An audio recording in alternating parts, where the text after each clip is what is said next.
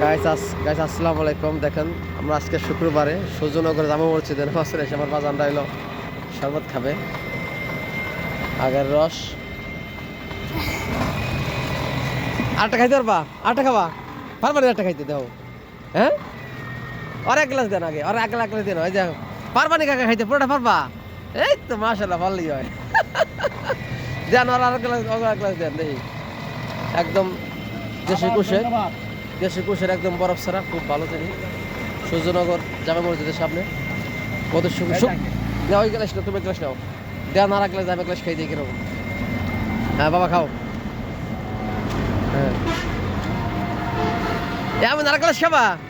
পারবা না? আর সাজিদ পারবা নি? এটি খাবো আর এক গ্লাস? পারবে না।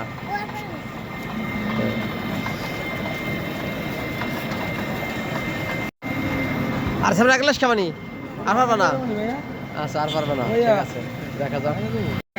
এবার আমি এক গ্লাস নিতেছি, দেখি কিরকম আসলে।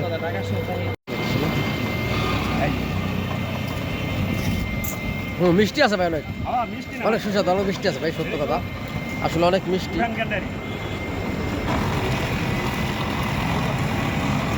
সূর্যনগর জামা মসজিদে নামাজ পড়ে এসে আমরা এই যে বাচ্চারা সহ আমরা এই যে আগ্রহ খেলাম সবাই মিলে। সবাই ভালো থাকবেন, আসসালামু আলাইকুম।